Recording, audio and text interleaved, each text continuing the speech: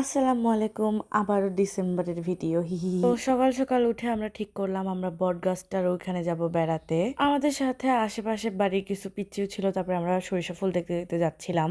এখানে আদিবা সহ আরো কিছু পিচ্ছি ছিল আশেপাশে বাড়ির। এখানে তো গুরুজন পিছে পড়ে গেছে, তাই ওকে আমি আগায়ে দিয়ে আমি পিছে পিছে হাঁটতেছিলাম। মাঠে সবাই কিছু না কিছু কাজ করতেছিল, কেউ মাটি কাটতেছিল, কেউ মাটি নিয়ে যাচ্ছিল, আবার কেউ সেই মাটিগুলো ভ্যানে করে অন্য জায়গায় নিয়ে যাচ্ছিল। আর এই পাশে লাঙ্গল দিয়ে চাষ হচ্ছিল। হাঁটতে হাঁটতে আমরা বট গাছের কাছে চলেই এসেছি। পাশে একটা মুরগির ফার্ম থেকে এই গাড়িতে করে মুরগি নিয়ে যাচ্ছিল।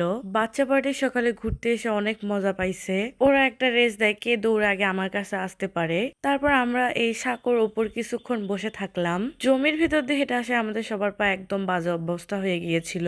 সেই জন্য আমরা ঘাসে পা ঘুষে ঘুষে পরিষ্কার করে নিয়েছিলাম স্যান্ডেল। এই বট গাছ থেকে আদিবার দাদুর বাড়ি দেখা যায় উই যে, আর তাদের তো স্যান্ডেল পরিষ্কার করাই শেষ হচ্ছিল না। আমি দাঁড়ায় দাঁড়ায় দেখতেছিলাম। তারপর আমরা আবার নানু বাসায় ব্যাক আসি। এতটা রাস্তা হাঁটাহাঁটির জন্য আমাদের স্যান্ডেল একদম কাদায় মাখামাখি হয়ে গিয়েছিল, তাই আমরা সবাই মিলে পা ধুয়ে নিই। বাই।